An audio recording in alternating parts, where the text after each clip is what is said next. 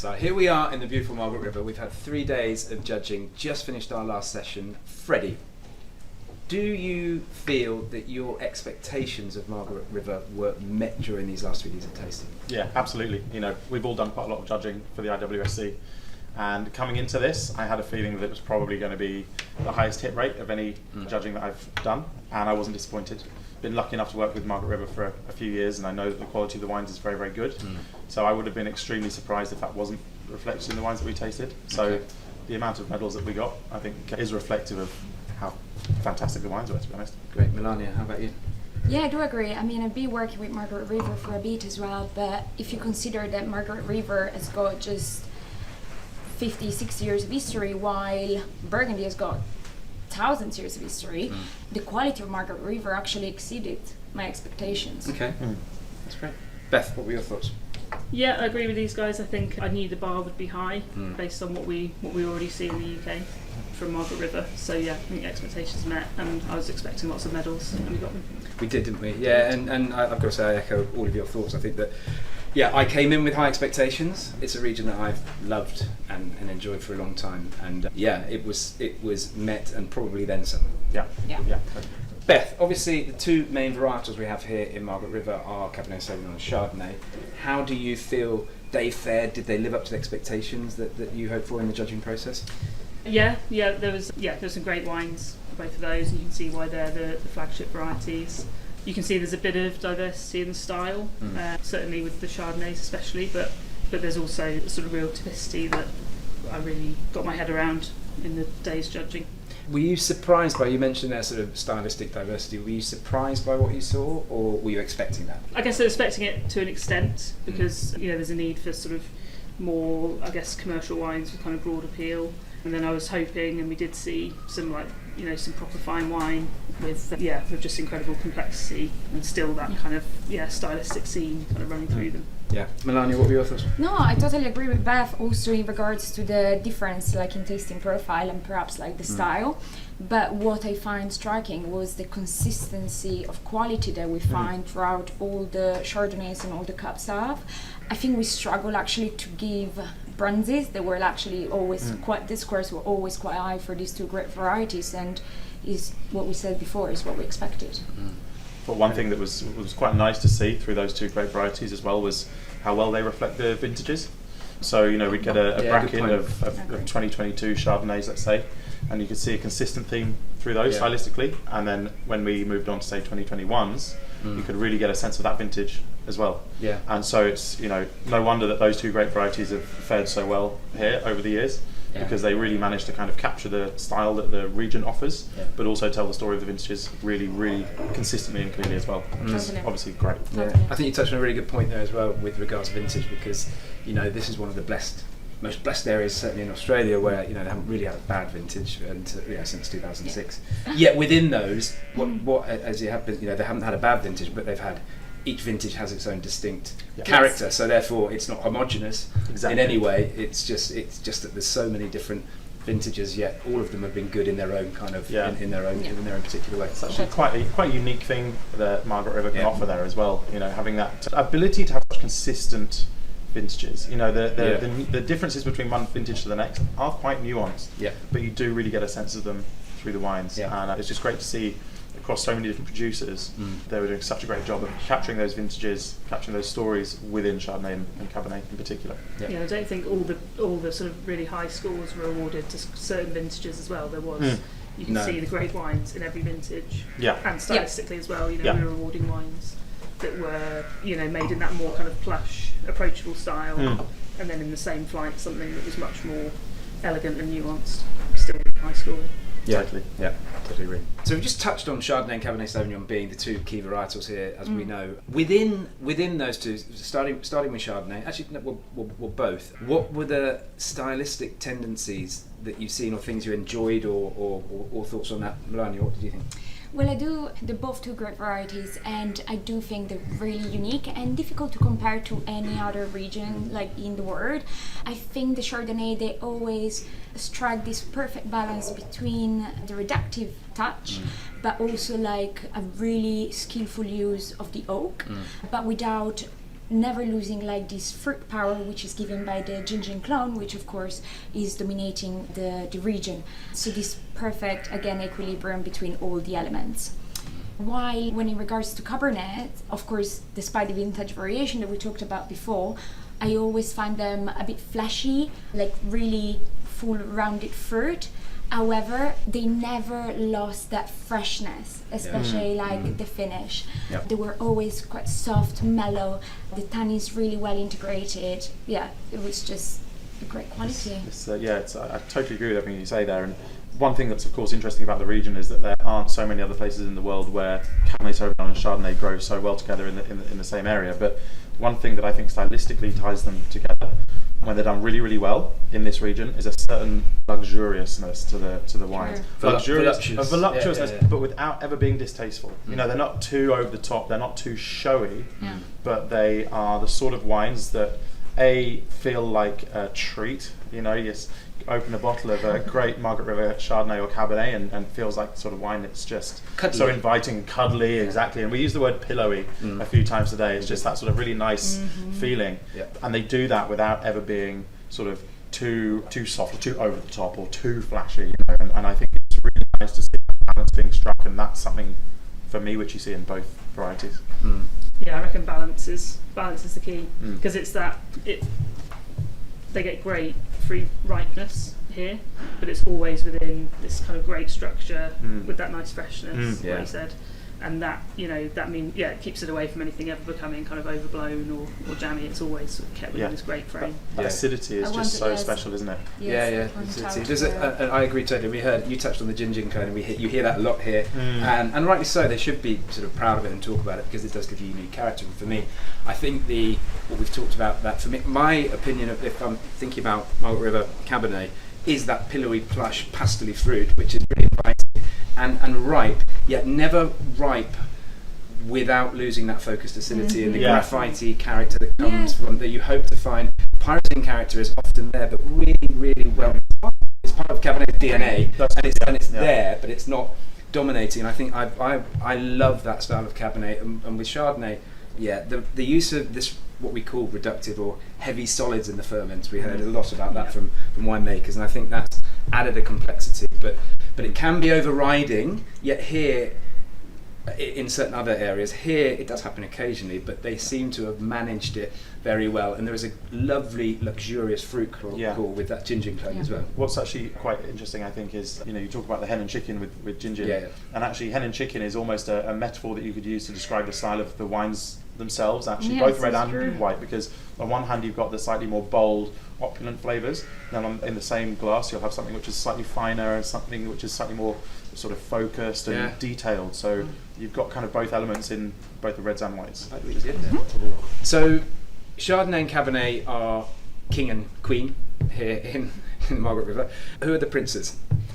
Sauvignon and Syrah. And how do you feel, Beth, that they showed? Obviously we tasted significantly less of those, but what were your thoughts on Syrah and Sauvignon? Yeah, there was more variety there, I guess, in terms of quality, but we were able to award really high scores to some wines, you know, in both those brackets.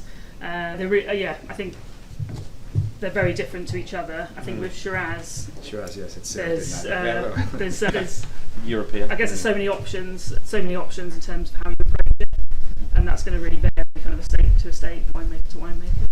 There are elements, I think, that we've seen in the other wines and in the Cabernet, in the Syrah, Shiraz, in terms of like that nice structure, that sort of perfectly ripe fruit. You know, in that sense, they're kind of worlds away from like a Barossa Shiraz, and there's a bit of a kind of signature emerging. I can kind of see through the flights, but it's not as clear to see. It's not as clear to see as Cabernet, though, is it? Yeah. I've found it's more stylistically diverse, which is no bad thing, really. Syrah is a kind of plastic grape variety that can take on characters of different areas. Yeah, it's a really interesting one. I can see why it works within this market here. One of the challenges that it's worth kind of keeping an eye on is, as we sort of touched on, I mean, we certainly found that amongst Syrah, for example, it's not so clearly defined what the style of Margaret River Syrah is. When you're trying to export to a market like the UK, and I know we're going to talk a bit more about this in a minute, but it's really, really important if you're going to try and break through to have a really clearly defined style which is different from anything else in the world and can be summed up quite easily. When it's so difficult to find a common theme stylistically through, say, the Shiraz, it does make it harder to then kind of tell that story. So that's something that I think is just definitely worth being conscious of, and that's something that we found with some of the Shiraz that we tasted. I mean, we were on the same panel. Yeah. They certainly didn't score as highly as the Cabernets did in general, and I think part of that was probably to do with it being so difficult to benchmark. It's so hard to kind of know what it is that you're looking for from a Margaret River Syrah. Yeah. But what about exactly. Melania? What about Sauvignon Blanc? Because we tasted some Sauvignon Blanc, obviously in the competition, but also before the competition, we had a fantastic Sauvignon Blanc tasting. What did you find? Yeah, I mean, from my understanding, also Sauvignon historically was more like blended Sauvignon as well. So, but the trend now, as we have been told, is actually to taste a single variety and like to have more single variety driven wine. I think due to the incredible diversity as well of climate within Margaret River, I think Sauvignon Blanc can also satisfy different palates. For example, if you prefer something slightly more on the Parisian side and more fruit intensity, you're going down a bit to the south. If you prefer some more tropical character, more guava, you're going a bit more to the north.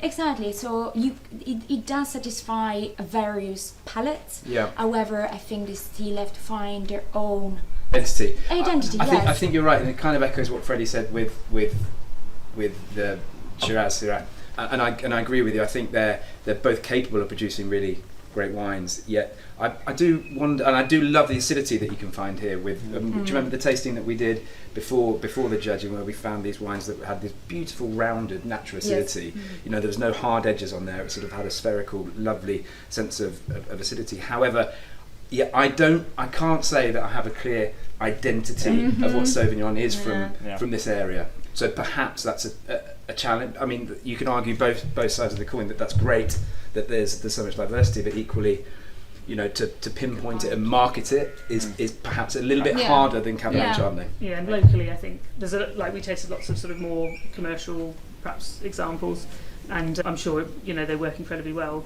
When you look on a global scale, it's an incredibly competitive space. Absolutely. To sort of become people's go-to Sauvignon Blanc. I think that's definitely something that is worth producers keeping in mind, and especially since Margaret River does so well, like we were saying before, with Chardonnay and Cab. I think it's really important, or my advice at least would be to producers, don't get too distracted if you're trying to export, for example, on your Syrah, on your Shiraz and your Sauvignon. Yeah. Focus on what you're doing really, really well at like a world-class level that has such a clearly defined style. I can totally see why they work for the local market. Domestic market, yeah, it's a different it's a totally different kettle of fish, but it's really important that difference is between markets is recognised. And they don't lose the focus on Cabernet and Chardonnay as well. Yeah, absolutely. Freddy, working in the off-trade as you do in the UK, what would you say the perception of Margaret River and its wines are in the UK market? I think amongst those who know, the perception of the quality is known to be very high. It's quite rightly seen as a fine wine region, first and foremost, but I think that's reflective of, you know, the production, the majority of what's produced. Yeah. I think one challenge that Australia has perhaps is arguably the majority of UK consumers aren't really aware of different regions of Australia. They just know really Australian wine. Good point. But Margaret River's doing a great job at kind of carving out its own niche and becoming known as Margaret River as much as it's known as Australian wine, which is good. Yeah. But yeah, I think it's definitely understood that the quality is super high. Yeah. Amongst Wine Society members, it's a very popular choice, actually. Yeah. What about Beth? What are your thoughts with the off-trade as well? Similar. I think from a fine wine perspective, I think people understand that you can get, you know, world-class wines from Margaret River, and that relative to some other fine wine regions of the world, they remain really good value. And it's something that what you said, we often hear from clients, you know, that they've just discovered, you know, Western Australian wines from Margaret River, and I think it's almost like a bit of an insider secret at the moment. in the fine wine world. Yeah, I agree. Melania, what about from your sort of on-trade perspective? No, I do agree with Beth, and I think it's still an insider secret. I mean, sommelier, and of course, us also in off-trade, we know about Margaret River, but perhaps the customers, I mean, the ones that come to my restaurant, perhaps they're not really aware of the great quality which is in Margaret River. Again, as you mentioned, Freddy, they see Australia as a whole without specify, okay, Western Australia and Margaret River. Therefore, I think it's our job as sommelier to highlight, in fact, the beauty of Margaret River and their wines, and also perhaps like the Association for Margaret River to work towards like sommelier as well, and let other sommelier that maybe they don't have a chance to come to the place just to taste these incredible wines. We have a lot of great producers. We have the main producer in the region. This is what is in our wine list, but we've tasted so many these few days, which I think they should be recognized. I think one thing just to add as well about perception is that back in the UK, certainly what I see is that people see Margaret River as, yes, a fine wine region, but also quite a traditional fine wine region. And what's really interesting is that one of the things that makes it such an exciting region in my mind is that, yes, on one hand you've got like the founding producers who are making these really, really fine wines. They're very smart wines. They're quite traditional in the best possible sense. But there's also this undercurrent of innovation and new wave stuff coming through, and I think it's really great for the region as a whole to have both of those. I think it's fundamental, and actually that's something I was wanted to touch on, because I think, as we probably know, on a global scale, Chardonnay and Cab. Let's say Chardonnay the consumer fell out of love with Chardonnay a while ago. I think Chardonnay now is firmly back in favour, and I think we can probably say the same about Cabernet, as in Cabernet has not been historically in the last 10-15 years the sommelier's darling. Everyone wants something new and funky, and if you're thinking about Australia, the young sommeliers and the newly engaged consumer is probably more interested in the more natural wines, or the things that are happening in basket ranges or Adelaide or Victoria or whatever it may be. And I think Margaret River probably became seen as this, and the irony is it's one of the youngest, if not the youngest, wine growing region in Australia.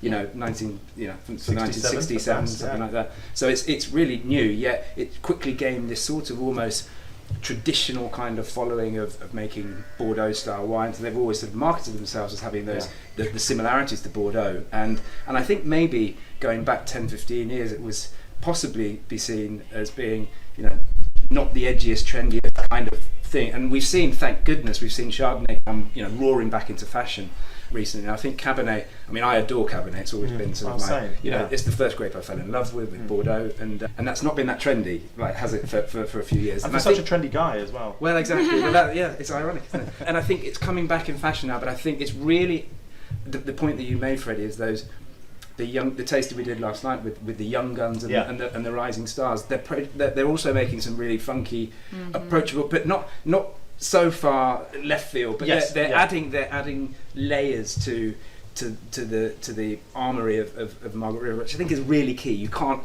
It's important to have your flagships, but you've got to have stuff behind that to support it. So I think it's really happening. One sort of pushes the other as well, which I think is really good for a region as a whole, because sometimes when you are a very long established winery, you're selling wines at a very high value, it's very, very hard to take risks and experiment too much. You become conservative and risk averse. Well, yes, absolutely, and you're sort of bound by the shackles of tradition in a way, and the consumer has a particular expectation. What's great though for the region is when you've got a load of new wineries coming through who are able to innovate, who don't have so much risk, they might make discoveries that actually help the whole region out. And so as much as the consumer sees the region perhaps as being quite traditional, I think it would be great if we can hammer home a little bit more that there's so much more going on alongside some of those more classic wineries as well, they are innovating, aren't they? They are within, of course, which is cool, which is really cool to see. Farming practices, which is good. We've been talking to organic producers, biodynamic producers, people dialing back oak and using other vessels and things like that. And actually on that, and I know it's sort of slightly going off topic, I think their use of oak here, and if we go back to some of the old school traditional pre-2006 big classically oaky Australian Chardonnays that come from Margaret River or came from Margaret River, I think their use of oak now, and I'm unashamedly love a bit of oak with my Chardonnay, I think has actually been really great. Yes. It's generally quite sympathetic. this is another thing which I wonder whether the consumer, certainly in the UK, recognises, but I think in the trade we have recognised, in that for the rest of Australia, Chardonnay in particular has been a real pendulum swing stylistically. Gone from really, really sort of buttery, oaky, far too much at that end of the spectrum, and then the pendulum swung for anemic. And so lacking in joy. Early pit, but what it feels like is that the Margaret River has kind of, to a degree, kept itself to itself a little bit more. Hasn't felt the need to go so far the other way to those really lean, exactly, wines. Instead, they've kind of gone, no, you know, we sort of know what our style is here. We can hone it, and they've honed it really, really well. But it's not been so much swept along in that kind of. You get it naturally in that clone as well. Exactly. So exactly. Just leaning into a sort of style that comes naturally. It works well for them, and they haven't been swayed to sort of follow the actually pretty misplaced trajectory of Chardonnay, I think, in my own humble opinion. Also, like, if you play with malolactic, I mean, they don't encourage malolactic, they use a lot of wild yeast as well. Like, I think also to preserve these brilliant acidity that they do have here, and don't fall into the trap of really dairy, buttery Chardonnay. And they just we didn't find much of that at all, did we? No, not at all. No, which is great to see. I rarely wrote it down as a note. Really well done. Yeah, judicious oaking, not so heavy, not so buttery, which historically... Yeah, exactly. Maybe you did find a little bit more here, sure. but no, it's. I think what is good on the question of the consumer perception. I think that one of the great benefits of Margaret River is that the consumer isn't a million miles off from actually what's going on, which is good. It's home to a lot of very good quality wines. A lot of that's made from Chardonnay and Cabernet. A lot of it is sort of what you could call very good value, very fine wine. And I think, thankfully, the consumer in the UK isn't a million miles away from that. Certainly, I'm thinking an engaged wine consumer. Well, of course. I mean, we're not talking, and essentially, that's Margaret River's target audience, because they're not cheap wines. No. It's a fine wine region, as you say. So therefore, we are focusing on the engaged consumer, and therefore, it does make it slightly easier to be focused on those. So Beth, in your opinion, what are the opportunities and potential that Margaret River wines have in the UK market? I think there's tons of opportunity. I think everything we've sort of spoken about is sort of exactly what would work in the UK market. There's obviously some challenges. It's an incredibly competitive market. There's already tons of wine there, and there's already loads of assumptions about what Australian wine is. And I think Margaret River's got a job to do to sort of carve out their own niche within Australian wine, or almost sort of forget that it's Australian wine and just compete with the great wines of the world. I think that's probably quite a valid point. Yeah, because I think they're more.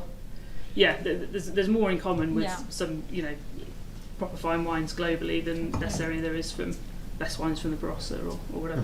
So I think there's tons of opportunity there, and there's a lot for us to do in the UK trade as well, just to make sure we're translating the quality, the stories to consumers there.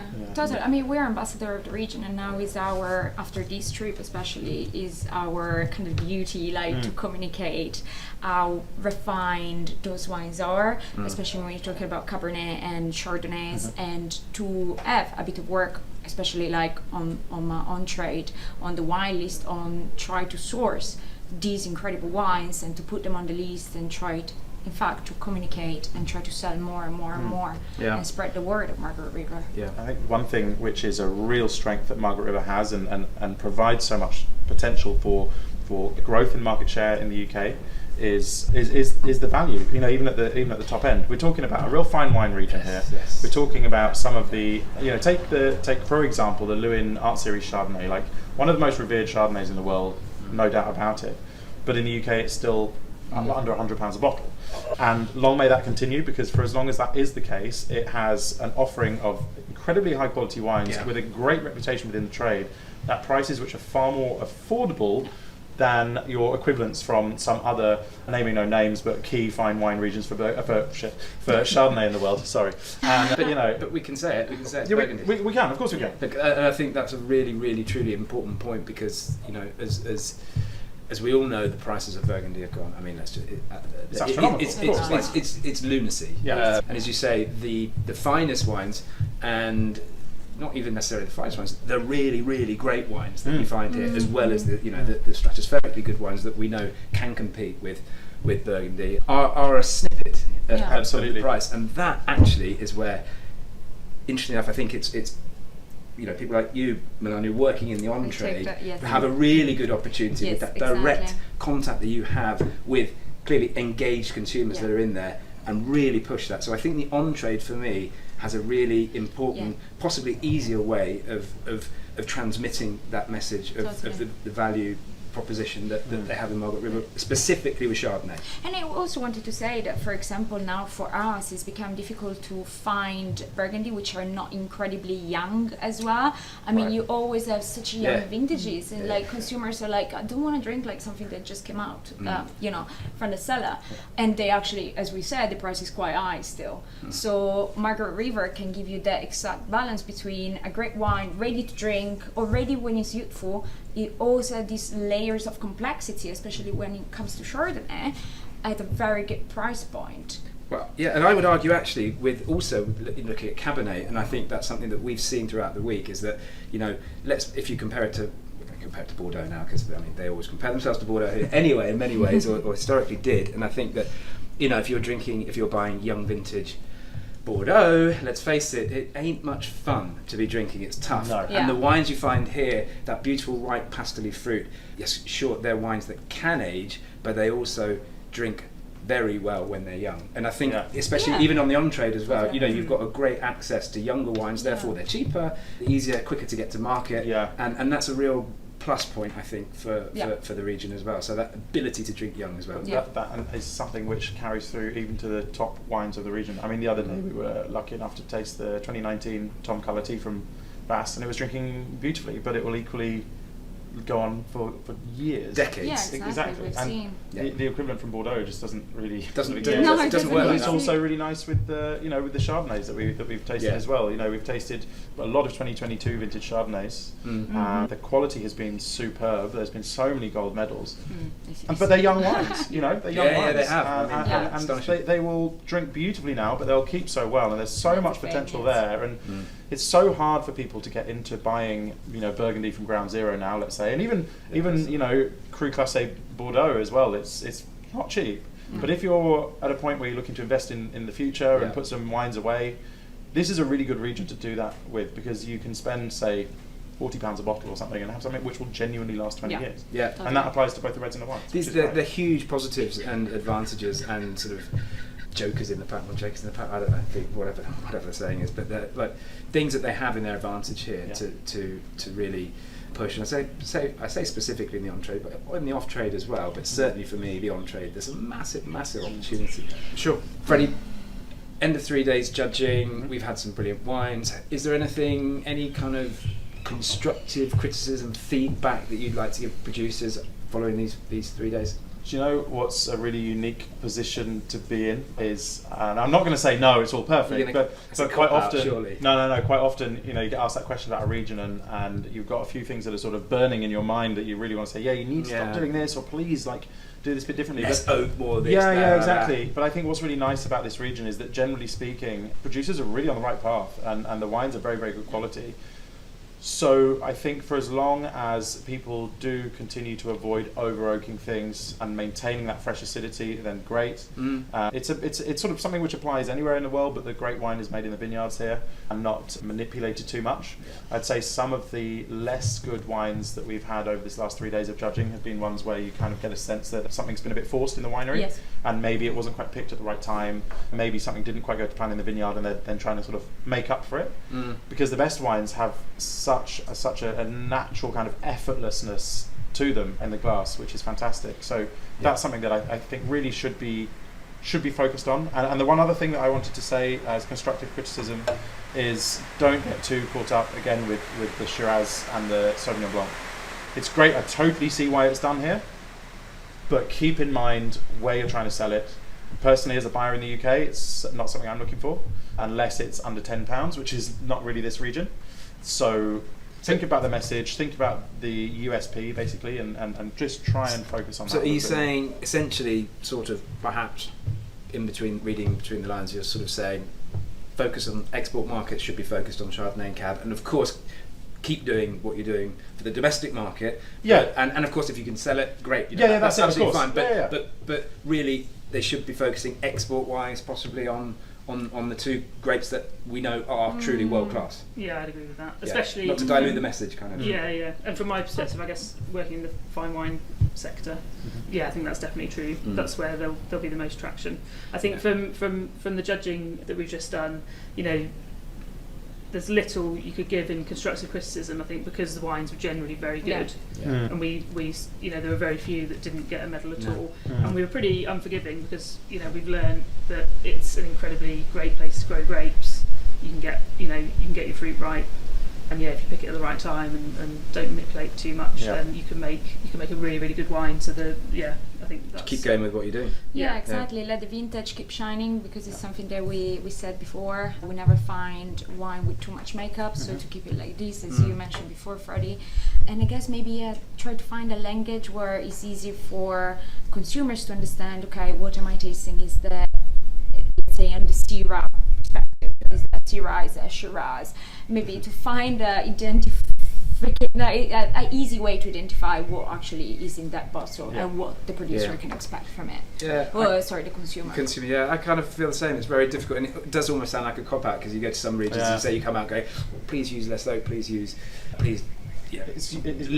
focus more on the vineyard, not on the winery. It's usually extraction which comes up a lot as well in reds. Extraction occasionally came up here, but very, very rarely. Exactly. And actually, I've got to say, this is very, an actually a glowing endorsement. I think they've managed their extraction so extremely well.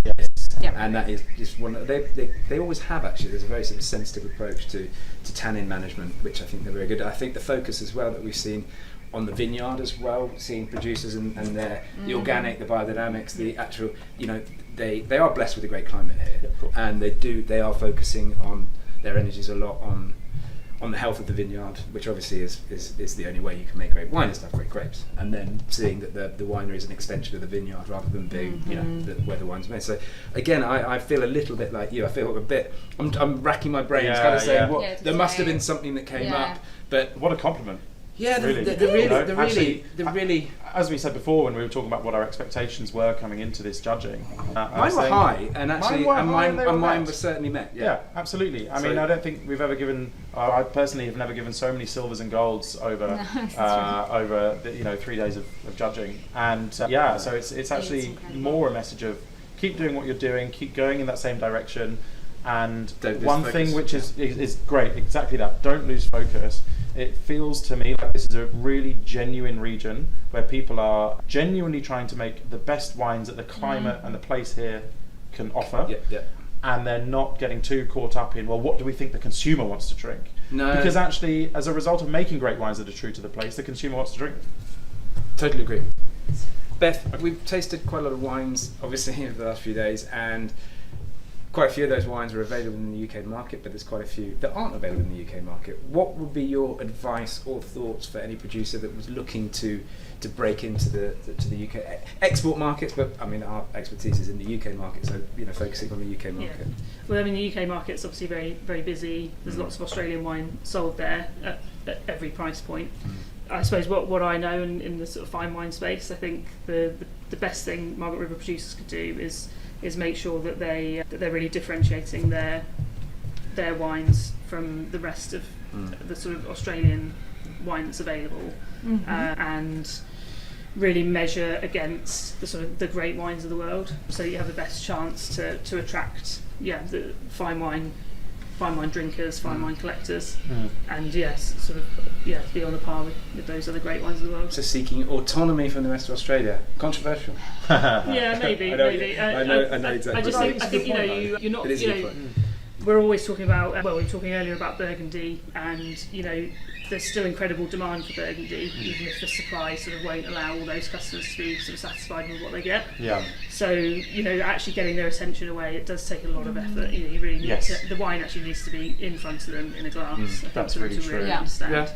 A couple of things that I think are really important as well, and this does admittedly apply to anywhere that wants to get into the UK market, albeit one of the advantages this region has is the quality is already there, but is just trying to think about that elevator pitch. How do you sum up what you do in a couple of sentences? Because ultimately, as you say, it's a very, very busy market. There's a lot of competition. It's very hard to break through to, and it's even harder if you don't have a very clear message. So that's something to think about, and also do your research. And I mean a couple of things by that. So one is have a little think about taking the time to understand the UK market and understand where your wines realistically fit, where you're pitching it, and who to approach. Absolutely. And one of the great advantages that this region has is it's made up of a lot of smaller wineries who don't necessarily have a load of stock that they're sitting on.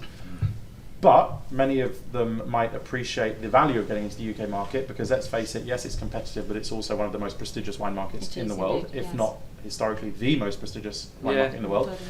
And the benefit as a producer here of not having a load of stock that you're sitting on is you can be selective about who you work with. Yeah. And you're not sitting on thousands of cases of stuff where you're going, oh God, we just need to sell it to anyone who will take it. Yeah. Be selective, build relationships, take the time over it, and then you're going to have something that's going to last a long time. And in my experience as a buyer in the off-trade, the most successful producers who've approached me are the ones who've taken the time to look at our range and say, do you know what, I had a look through your range online and I noticed that you actually have gaps, and we have wines that could fill those gaps. And it demonstrates that they're, as a producer, serious about collaborating properly. And as a buyer, frankly, it makes my job easier. And buyers like when their job is made easier. Exactly, I do agree. It's pretty obvious, isn't it? I do agree, and something that I would say is to keep those prices also very competitive, like they are now, and don't go over the top. I mean, the wines are delicious, but we need to find that competitive position against the other countries in the world. And also, yes, the research on the market. For example, many customers at my restaurant, they would ask perhaps for older vintages of wine, also again at a very good price points, and Margaret River is able to fill those gaps.